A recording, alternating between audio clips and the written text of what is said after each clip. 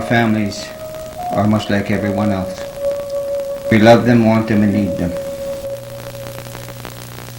Respect life. Respect nature. Respect one another. Be good to one another. Our Sakali, our sacred teachings of life. My gift,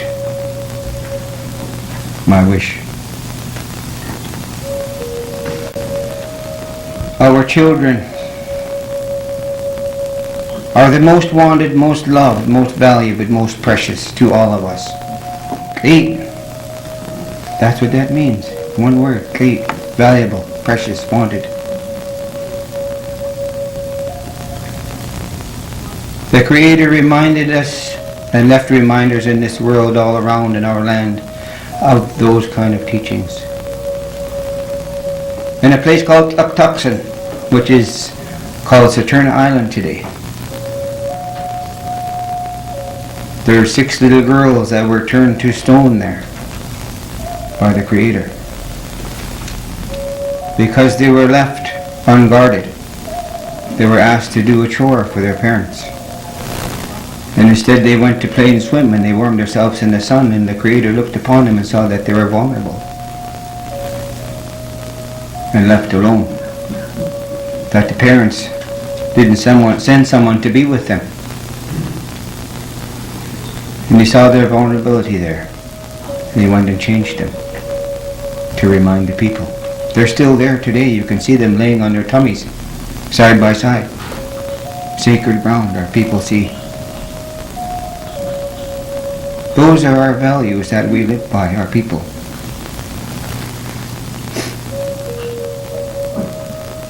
That's how our people lived, with respect for all things. And to remind us throughout the generations, they gave us the Tukten, which is a blessing way. To remind us as we walk forward, a blessing way. And always to involve the young, to bring forward those good teachings, and to remind us of our origins from the Sacred One. Many different things we have as a people.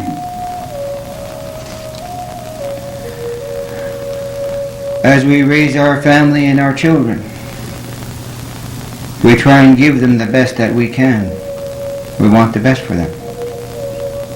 We want them to be strong, we want them to be respected, and we want them to become good people.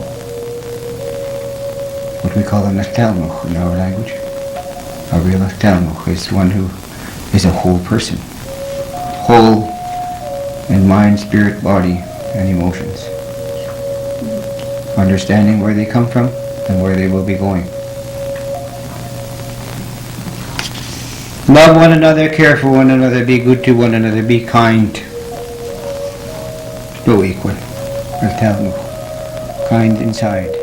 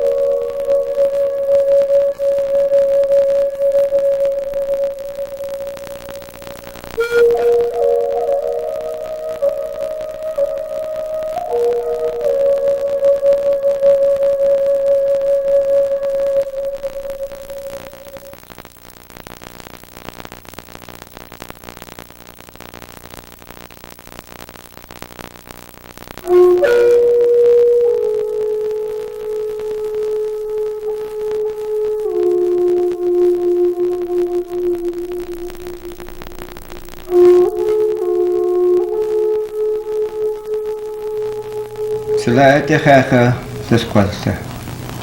Conference. Our language and all of our belief system and our laws are from the Sacred One. Our elders told us that our people walked hand in hand with the Creator in all that we do and all that we did in former times. Our day is a sacred day because the Sacred One told us that. To honor that day, to make use of that day, the day to live, to breathe and walk on the Tamuch, what we call the earth, the soil, the land, the Tamuch.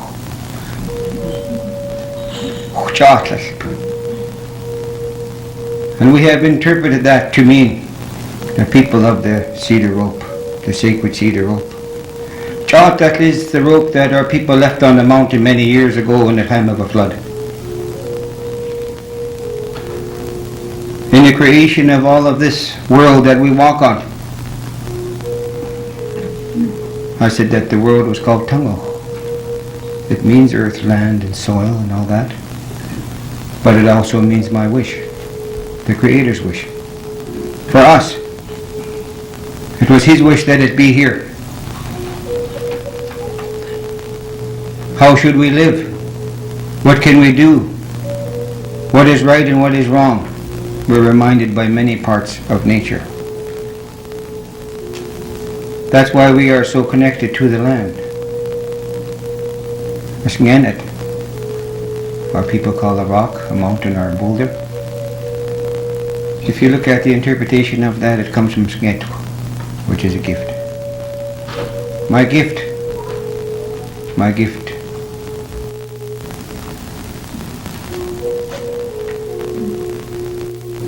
My wish.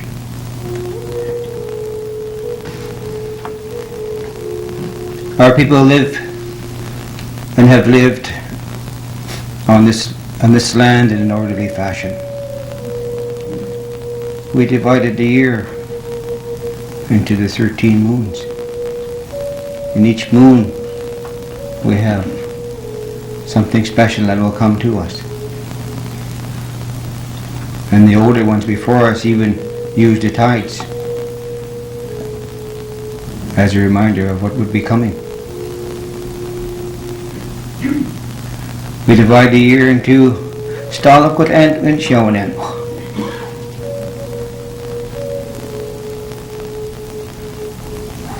which is the summer season people and the winter season people.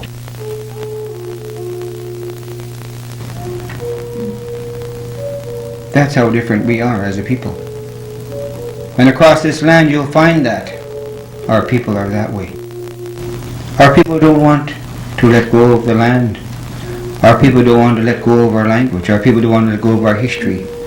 And our people don't want to let go of our skills, our beliefs.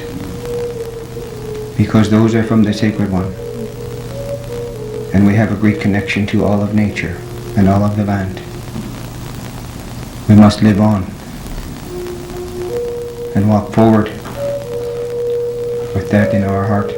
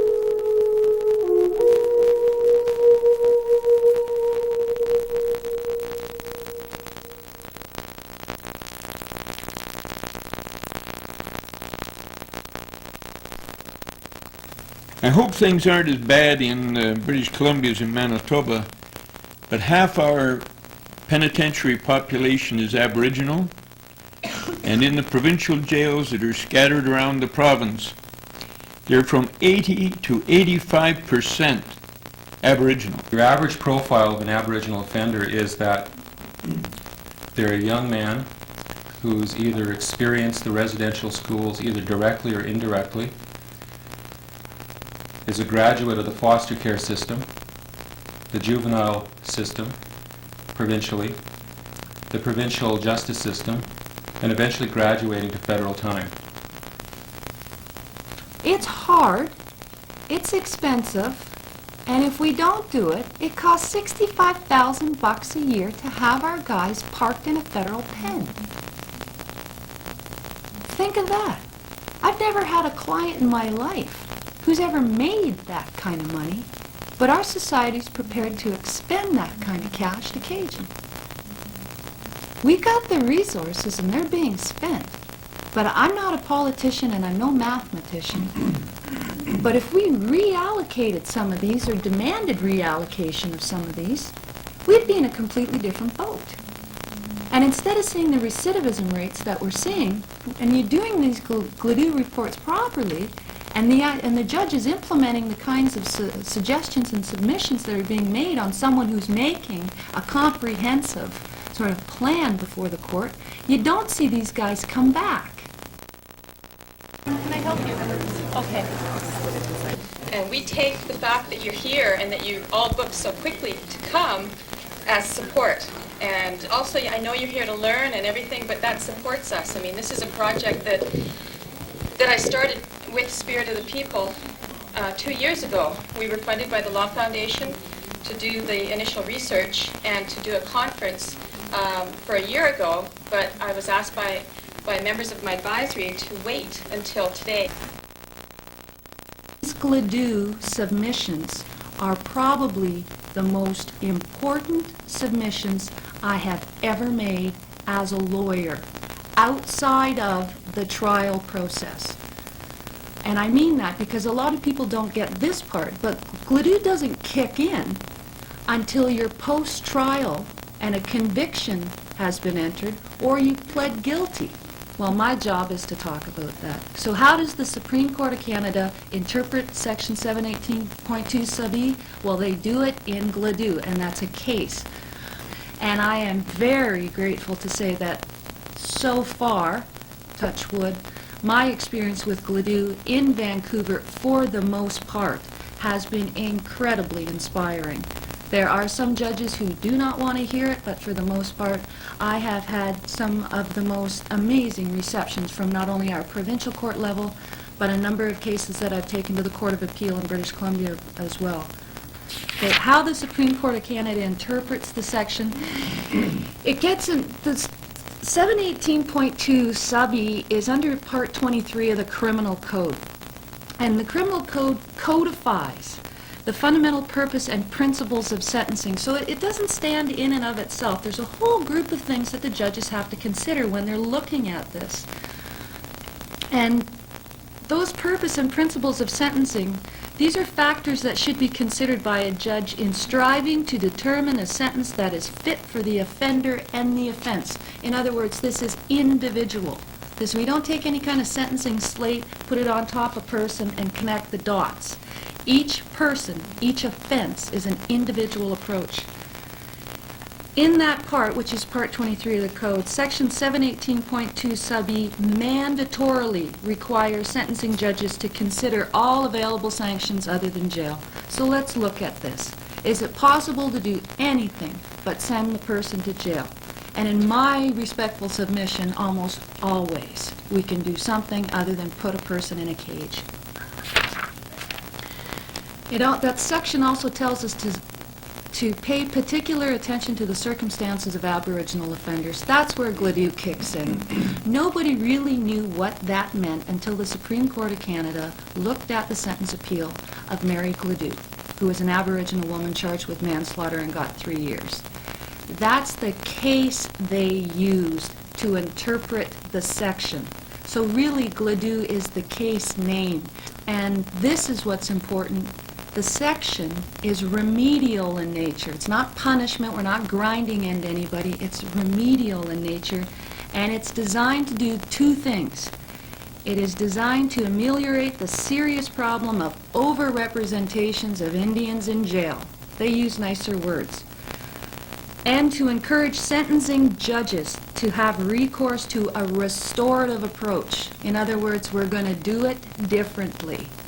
This is a huge change in our courts. We now have a system where we can do and be as creative as our imaginations and our communities allow. So don't let the conventional thinking stop you or bar you from doing what you think is possible. Because the judges, at least most of them now, they realize and recognize, as all the statistics tell us, the jails don't work. So we have to be creative. And the judges that are prepared to be creative give us a shot at this. All of us as community members. I'm the mouthpiece as the lawyer, but the community members are the ones who really back up what I have to say. So we've all got to participate on that level.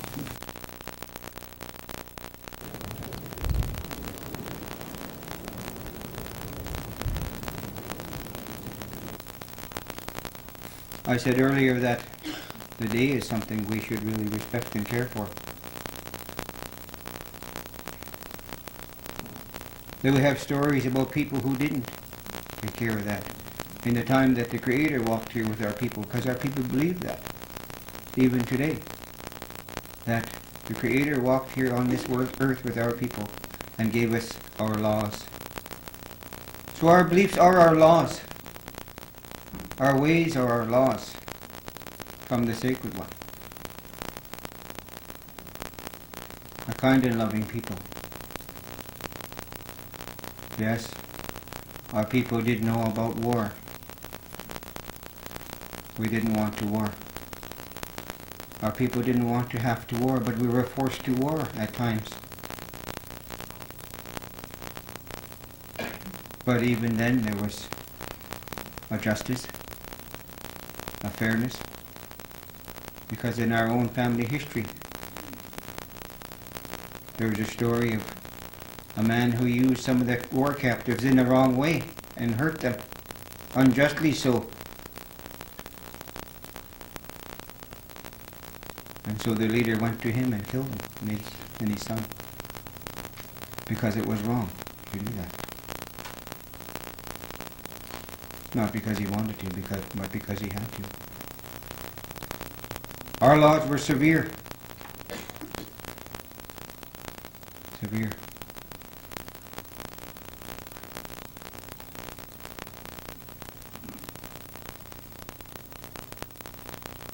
Our people at times had to banish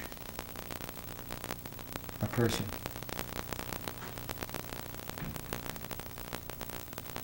Who was working against all of the things that our people believed. They were given a chance to leave. That was their chance to leave. Pita. They could leave, but if they came back, they would be dealt with severely. Those were the way our people lived, the ways that our people lived. Then they would be taken to the persecution reef, where the Creator would deal with them. On a low tide, and if they got off of that, it was Creator's wish that that be. If they didn't, it was over.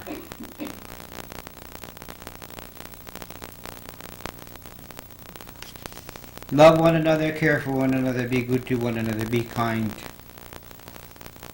Go equal. I'll tell them. Kind inside.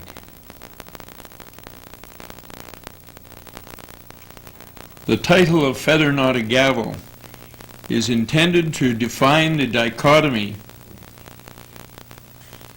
that exists between the Aboriginal and non-Aboriginal approaches to resolving human conflict. Where criminal conduct is involved, one is a healing approach and the other is punitive. The two are diametrically opposed to one another, and the question is whether they can be reconciled. The gavel, although not always used in courts, is a symbol of authority. It's harsh, concise, and unyielding. The image in my mind is that the system it represents will be strict with people who disobey a judge or break the law of the land. It represents a severe system of justice and exudes a warning to those who come to court. The feather represents honesty, truthfulness, and a kinder approach. An eagle feather comes from the giant bird that flies closest to the Great Spirit and is believed to help an individual gather the courage to perform a worthwhile deed under difficult circumstances.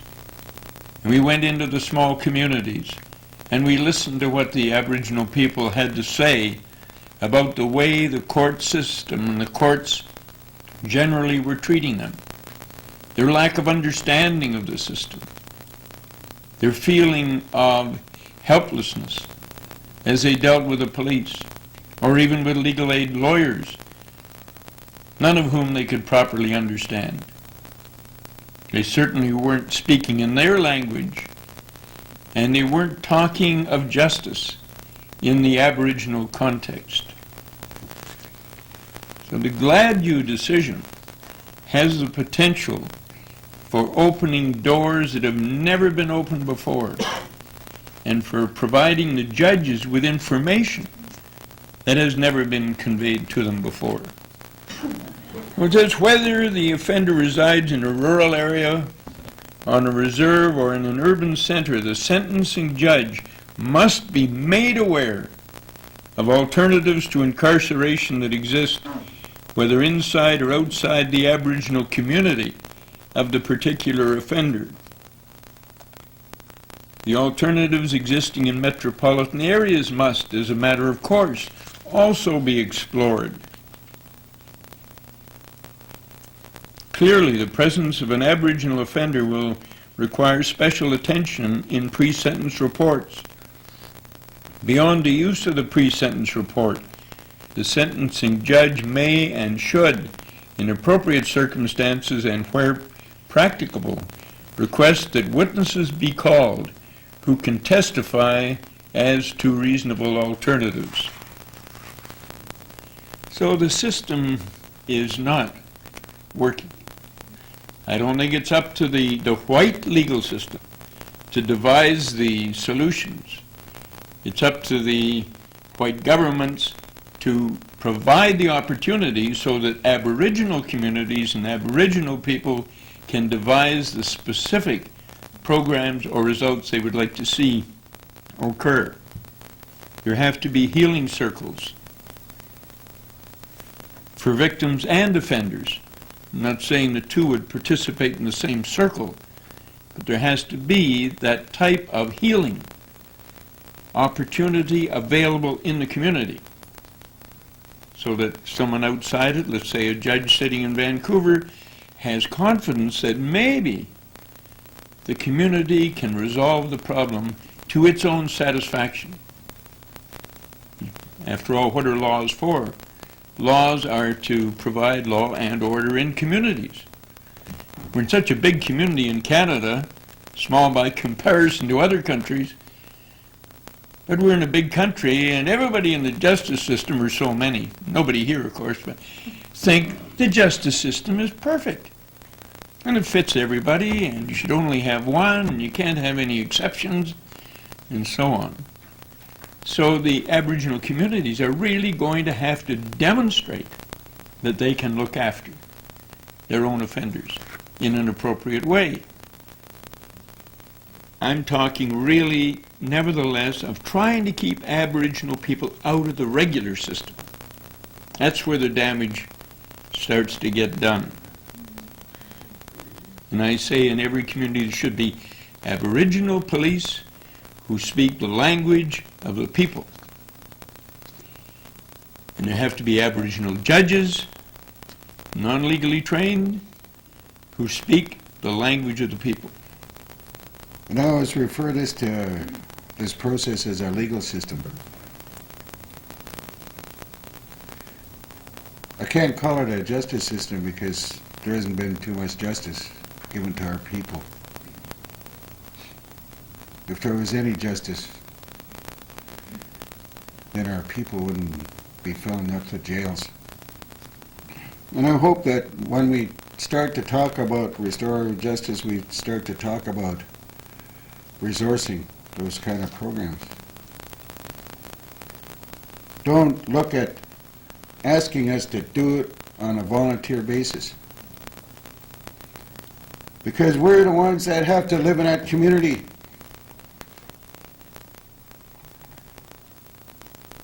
When you start to deal with the issues, you're looking the demon right in the face. When you start dealing with that demon, you're putting yourself at risk, you're putting your family at risk, your children at risk. We have to live in our communities. We have to enforce the process. And it has to be a healthy process. They're a healing process. We don't want to abandon our people no more. Because we've been abandoned too many times. We can't do it to ourselves anymore. When we talk about justice in the end, justice is served in the end. At the end of the day, before we leave this earth, each and every one of us, we pay for the wrongs that we've done on this earth.